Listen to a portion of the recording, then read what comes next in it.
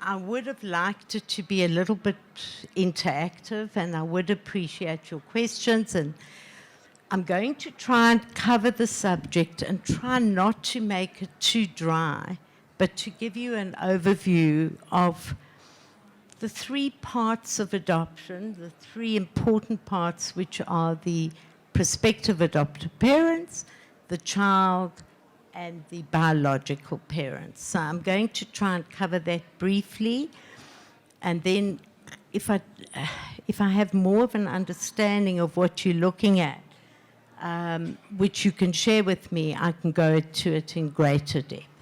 Okay, so why adoption? Why are we wanting adoption? For what purpose? Who will it benefit? The adoption triad, those are the three people that I mentioned to you, the three aspects. Oi, what happened here? What happened? Went blank? Oh, maybe there? Okay, there we go. I think these are, oh, maybe, thank you. So there's the adoption triad with the three aspects that I mentioned. The biological parent. Adoption is a wonderful solution for an unplanned pregnancy. It's her empowered choice. She makes the choice, so does he, and it's never done against their will. They may not, it may be the only choice they can make at the time, but it is done willingly and no coercement. Then the child, that gives the child the opportunity to benefit from a family, and it is permanent and forever. Then, of course, the prospective adoptive parents who have the choice to be parents. Okay. Just because I've been around for a long, long time in this field, I have noted down what incredible changes there have been in this field. We were only allowed to do same-race adoptions, I think in 1991. The law changed, and we were allowed to do our first transracial adoption. We were only allowed to work with heterosexual couples, so usually, and also married heterosexual couples. That changed. We are now able to do same-sex couples, couples in a long-term permanent relationship can be applicants, single parents can be applicants. So all that has changed in the last 20 years, I would say. We had only national adoptions, and I'm only accredited to do national adoptions. There are inter-country adoptions, where we have agreements with other countries. There's certain countries, but our babies go out to those countries. I think we had an agreement with India, one of our agencies did, but the criteria were really difficult, so we are no longer bringing in babies into the country that I'm aware of. And inter-country adoptions are only done by child protection agencies accredited in adoption. So there's a lid for every part, and if we cannot find a home for a baby in South Africa, we are able then to make that child available for inter-country adoptions. In years gone by, we had only closed adoptions.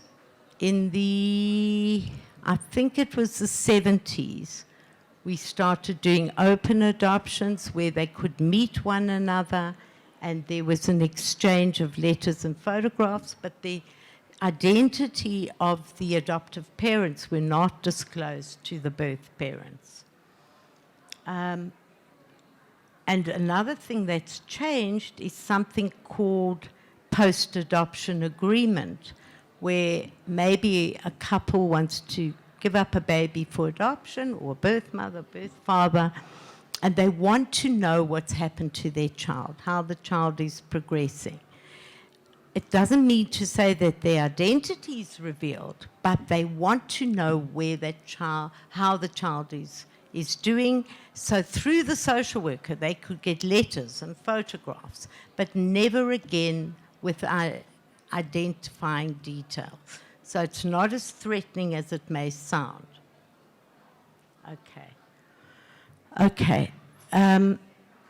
The adoption is a two-step judicial process in which the legal obligations and rights of the biological parents are terminated.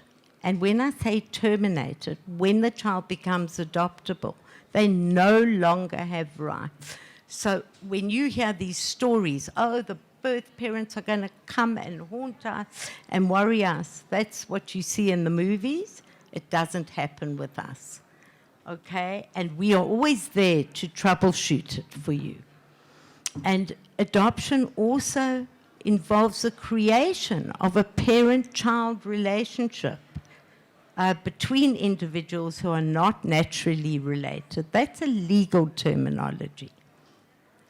Okay, the purpose of adoption is to protect and nurture children. It is a wonderful, wonderful solution for a child to have a permanent, secure family unit.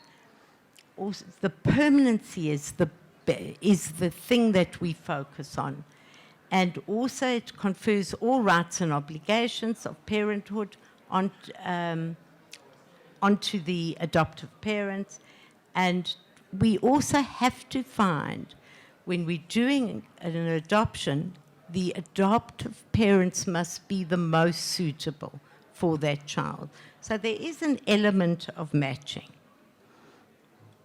Okay, I don't want to go through laws and dry stuff here, so I'm going to skim through it, unless some of you want that specific detail. Is there anybody, by a show of hands, who want to hear all the finer details? Because if you decide on this process, I would do that with you anyway in a personal interview. Okay. So in terms of adoptability of a child, I'm sure you've heard about children's homes filled with children and they don't have parents. That doesn't mean to say those children are adoptable. They are not necessarily adoptable. They are children who could have been removed because of risk circumstances from their parents, and then we work towards returning them. I say we because I work for a child protection organization in the morning, and I work on family preservation, trying to keep families together. Those are not adoptable children. A child only becomes adoptable under certain circumstances. The other thing, we, as a practitioner in adoption, I do not look for babies for my clients. The focus is on looking for suitable homes for my babies. But while I say that, it doesn't mean I disregard your needs. I need you. We need you there to offer those homes. And for us to prove that you are suitable, I keep using that word. I will go through it. I will explain later what suitable means. You see, we're governed by this act. This is the Children's Act.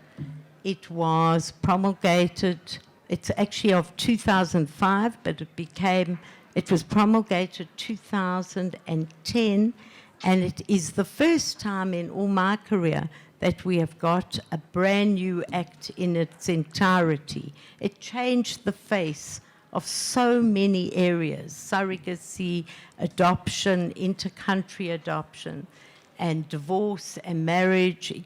It's all there. So the Act talks about suitability, and I need to share with you what it means by suitability.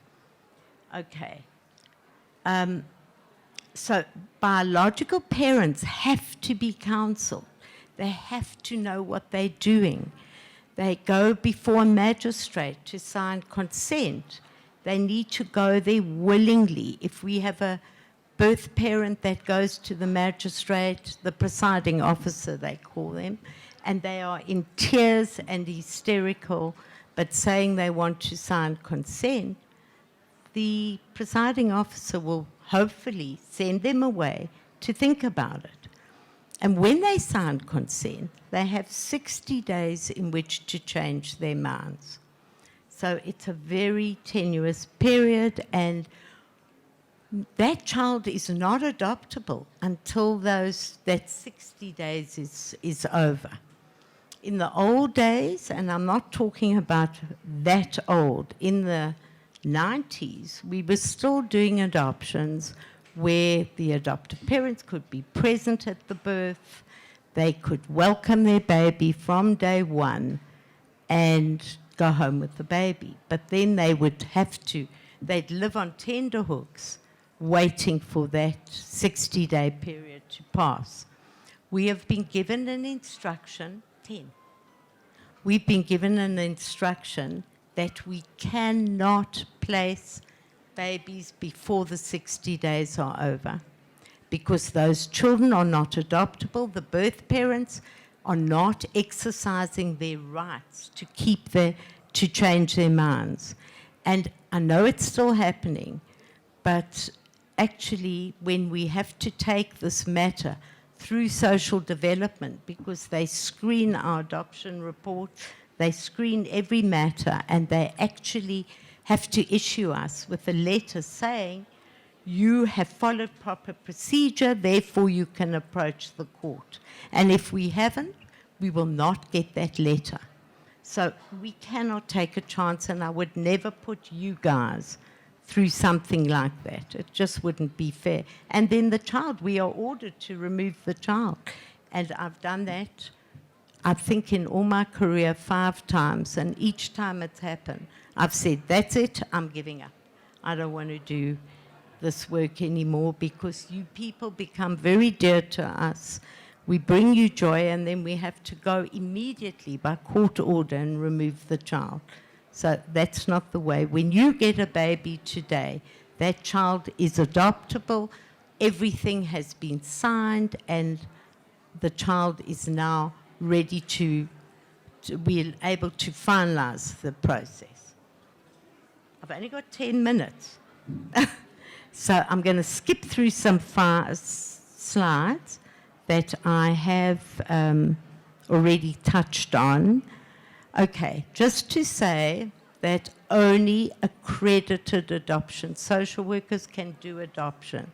If you do not see the word accredited in the field of adoption, you cannot use that social worker. So certain child protection organizations are also accredited, not all. So if you go to child welfare, you have to see that they are accredited. We are allowed to work anywhere in the country, but we prefer to work in Gauteng, where we can manage the process. Okay. I'm jumping.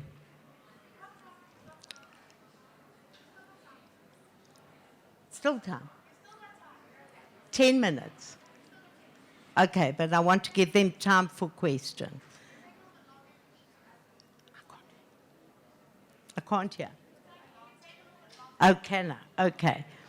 Also, if you want to adopt a child, you have to be living in this country as a South African citizen or permanent resident. This is not in the Act, but this is a practice of the courts. So we always feel so sad that we have to turn people away. But permanent residency is imperative. The other thing is sexual offences clearance. It's called a Form 30. That is something that you have to apply for. And police clearance. And people panic and they say, oh, I was found guilty of stealing hubcaps when I was 16, and I've still got a criminal record, and he's now 35. As long as you share it with us, we can show you what to do. It's not going to be held against you.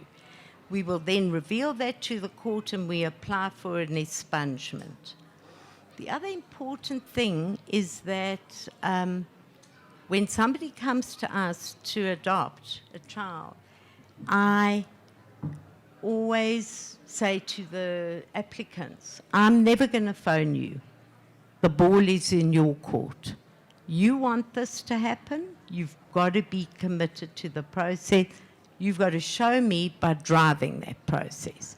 I will certainly not drive it for you. So you can be in the middle of the screening or have completed the screening, and I won't hear from you, and eventually, after a couple of months, I just close the file. So it's got to come from you. I'm not selling a commodity. You must want that badly. You've got to be committed. Here we go. Did I go one too many, I think? Sorry, I think I'm going back one. You must be committed. And I want, look, a lot of couples come, or applicants come, they're very heart-sore, they're dealing with fertility issues. They want a quick fix. That child will not fill the gap. Unfortunately, the fertility issues need to be worked through to an extent. It never goes away. We've learned that. But at least I don't want that adopted child to be the booby prize. It must be the next best thing. Obviously, having your own child is first prize. But if it can be the next best thing, it's wonderful. And you both need to be committed if you're a couple, because sometimes I have somebody in my office and the one sitting at the other end and this one sitting and watching me and listening to me. And I've turned around and I've said, it was a husband in one case that I can think of, and I said, why are you here? I can see you're not interested. And he turned around and he said, she told me I'm history if I don't come today. Well, we're talking about a child, and you've both got to want to. The child could be perfectly healthy when we place a child, and maybe things happen. It could happen to your own, and the child develops an ailment or something. You know, if you're not committed, it's not going to sit right with you. Okay, the screening, would you like to hear about the screening? This word screening, the mystery word. Okay, so we all, even though I'm a private practitioner in my field, we all follow the same criteria. And at the end of the day, we have to present that criteria of suitability to the court. So I touched on some documentation like the police clearance, sexual offences, ID. We send you an adoption pack, which is massive, but you work through it slowly. I have a number of interviews with each of you, getting to know you, your education, your career, your relationships as a couple, your background history with your own family of origin and your relationships with them presently and how they would accept an adopted child. Also, understanding your expectations. That's very, very important.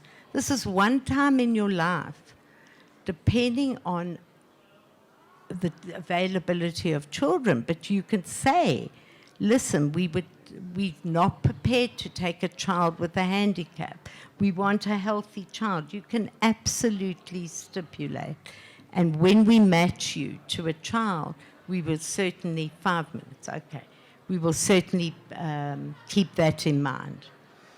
I'm going to leave you, I've barely touched on this, but I want to leave you time for questions.